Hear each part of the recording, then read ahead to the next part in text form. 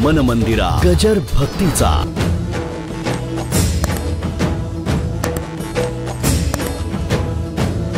नवऱ्याने सांगितलं आज पुरणपोळी कर. बघा तर आज कशी करते ती. म्हणजे अजून डब्याला हात सुद्धा घातला नाही. गुळ शोधायला गेले तर गुळ संपला होता. तरी पण अशी करते, हे कुठे आहे? आणि खरंच ती सुगरणच होती. अशी पुरणपोळी केली तुम्हाला सांगू. तूप बीप टाकलं, त्याला हात लावे तोपर्यंत अवघड. इतकी नरम, इतकी नरम. नाही तर बायका त्या पुरणपोळीचं वाटोळं करून टाकतात. आतलं पुरण तसंच राहतं आणि वरचं रबरच्या सारखं लांबलचक लांबत राहतं. काय अर्थात ही सुद्धा सुगरणीची करामत आहे. असो, तर अधूनमधून असं सांगितलं म्हणजे तुम्हाला वाटतं बाबा महाराजांचं प्रवचन आहे. अगदीच गंभीर होऊन ऐकणं अवघड आहे. तसं दृश्य द्रष्टा दर्शन, ज्ञाता ज्ञेय ज्ञान, कर्ता कर्म कार्य, हे सगळे तीन आहेत. बरोबर आहे ना? थोडंसं एक एक टप्प्याने सांगतो. आपण जरा मागचं ऐकलेलं पुन्हा थोडंसं पुढे, म्हणजे शब्दात जास्ती नाही. ज्ञाता, दिसतं ते ज्ञेय, आणि मधली प्रक्रिया घडली ते ज्ञान. ज्ञाता ज्ञेय, ज्ञेय ज्याच्यानी जाणलं गेलं ते ज्ञान. म्हणजे मधली जी प्रक्रिया चालू आहे. बरोबर आहे ना?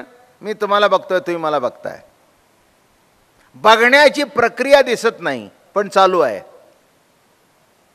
नाही, बघण्याकरता काही निराळा करता का? नाही, ती प्रक्रिया चालू आहे.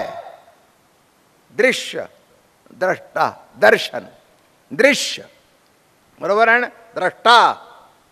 म्हणून दृश्यातून दृश्याचं दर्शन होत नाही, दृश्यातून द्रष्ट्याचं दर्शन होतं. आमचे सद्गुरू महाराज दादा महाराज दृष्टांत द्यायचे.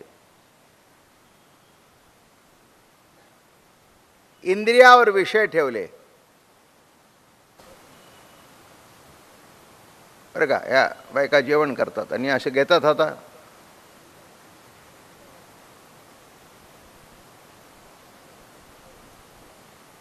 हे प्रमाण कुठलं?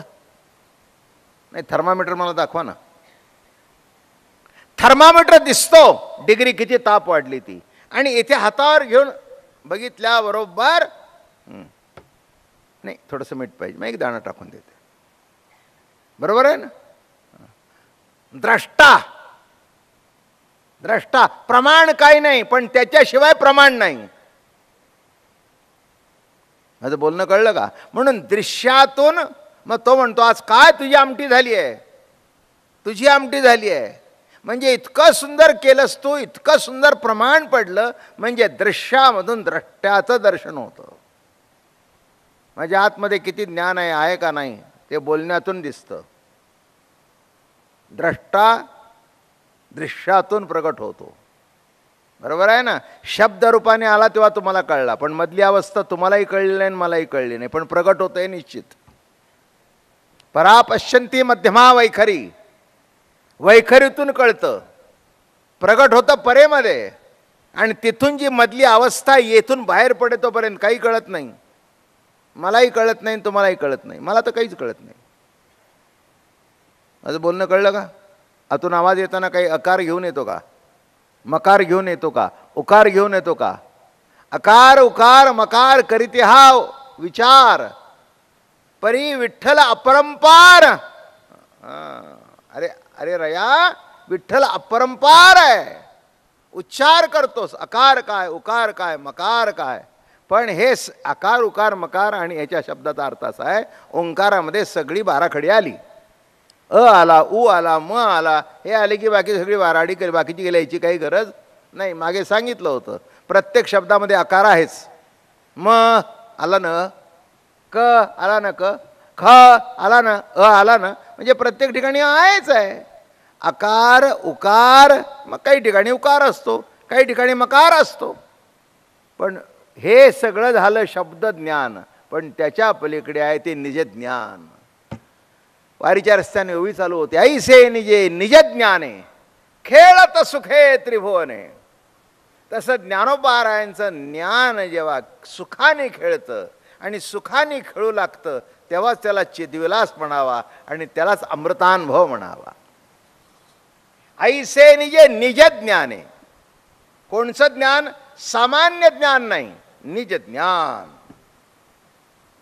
ज्ञान म्हणजे सत्ता मात्र ज्ञान.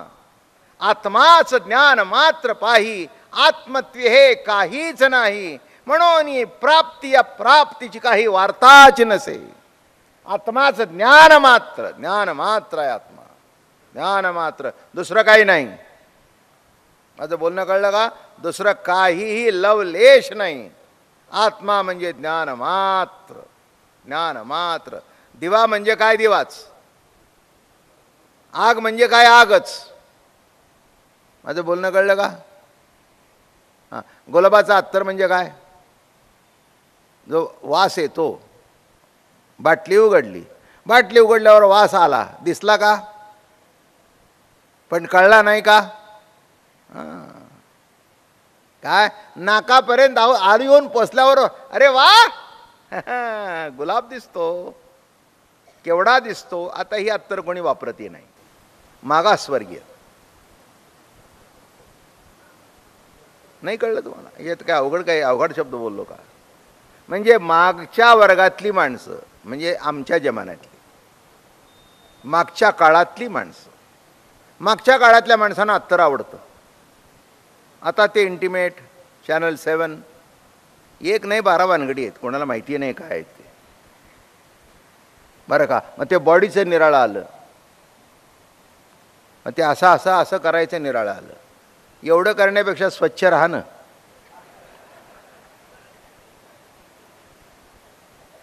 ते बाटली काय असो. आता हे काय, त्याला काय करावं? तोंडाळ माणूस आहे मी. नाही, तोंड आहे म्हणून तोंडाळ आहे, वाचा आहे म्हणून वाचाळ आहे. पण वाचा इकडे तिकडे जात नाही, त्याच्यातून तुम्हाला तुमचंच दर्शन होतं आणि तुम्हाला तुमचा आनंद वाटतो. माझं बोलणं कळलं का? तुम्हाला तुमचं दर्शन होतं, तुम्हाला आनंद वाटतो. आपण आपल्यावर केलेला विनोद हा मोठा श्रेष्ठ विनोद जगामध्ये मानला जातो. दुसऱ्याचा विनोद करणं हा खालच्या दर्जाचा विनोद आहे. म्हणजे तो विनोद दुसऱ्याला कमी लेखण्याकरता असतो, पण आपल्यातलंच व्यंग जगापुढे मांडून त्याचं कौतुक करणं, आनंद भोगणं हा निराळा आहे. म्हणून काय सांगितलं की ज्ञानेश्वर महाराजांनी जो अमृत तत्वाचा अनुभव भोगला तो वारीच्या रस्त्याने भोगला. म्हणून त्याचं सार म्हणून इथे प्रवचन सुरू आहे. आता वारी झाली की अमृतानुभव, वारी झाली की ज्ञानेश्वरी. म्हणून ऐसे निजे निज ज्ञाने खेळत सुखे त्रिभुवने. काय जगद्गुरु तुकाराम महाराज, नाथ महाराज, माऊली हे सुखाने खेळत होते. काय सुखाने खेळत होते, आनंद मानत होते. बरं का? तुकोबारायच्या घरात भांडण होतं, पण त्याच्यातूनही ठीक आहे, त्याच्यातूनही ठीक आहे, मस्त होते. काय हां, भाकरी जिजाबाईच घेऊन येत होती, तुमची जात नव्हती. नाही कळलं? सगळे शहाणे जिजाबाईला नावं ठेवतात, पण भंडारा डोंगरावर दुपारी 1 वाजता जिजाबाईच भाकरी घेऊन जात होती. आणि एक सांगू का, तुकाराम महाराज सुद्धा कोणाच्या आजची खातच नव्हती, त्यांना सुद्धा तिच्या आजचीच भाकरी आवडत होती. हे माहिती आहे का तुम्हाला? त्यांनी कुठेतरी काहीतरी लिहिले, ते वाचताना म्हणता असं होता, पण भाकरी काही द्यायला गेलं नाही कोणी. आणि तुकाराम महाराजही कुठे गेले नाहीत भीक मागायला, नाही का? उलट भीक मागण्याची निंदा केली आहे. भिक्षा पात्र अवलंबणे जळो जिणे लाजिरवाणी, ऐसी असी नारायणी उपेक्षिजे सर्वथा. काही काही प्रमाण देतात महाराज. कुठे प्रमाण आहे सांगा? होईना भिकारी पंढरीचा वारकरी. म्हणून प्रोजेक्ट करताना असा वारकरी दाखवतात की तो काही आपलं काही फाटलेलं तुटलेलं, काही अर्थ आहे का त्याच्यामध्ये? त्याचा अर्थ असा आहे, माझ्याकडे कवडी जरी नसली, बरं का, भिकारी जरी झालो तरी सुद्धा वारी सोडणार नाही. म्हणजे भिकारी झाल्याशिवाय वारकरी होता येत नाही, हे अर्थ चुकीचे आहेत. काही काय माणसं म्हणतात माधुगिरी मागितल्याशिवाय ज्ञानेश्वरी येत नाही. मग नाथाने कुठे माधुगिरी मागितली आणि कुठे ज्ञानेश्वरी त्यांना आली मला कळलं नाही. याचा अर्थ असा आहे की माधुगिरी मागायची पाळी आली तरी हरकत नाही, पण माधुगिरी मागून का होईना इतर काही करणार नाही, ज्ञानेश्वरी वाचन हा त्याच्यातला चांगला अर्थ आहे. माणसाने सध्या हा अर्थ लावला, माधुगिरी मागितले नाही तर तुम्हाला ज्ञानेश्वरी सांगता येणार नाही. काय छान आहे, भिकेचे डोहाळे. नाथ तर ऐश्वर संपन्न होते, नळोबाराय कुलकर्णी होते. नामदेवरायाला काही कमीच नव्हतं म्हणून त्यांच्या घरातून देवाला दूध जात होतं. आणि देव सुद्धा नामाच्या हातून दूध पित होता. म्हणजे नाम हे त्याचं पेय आहे,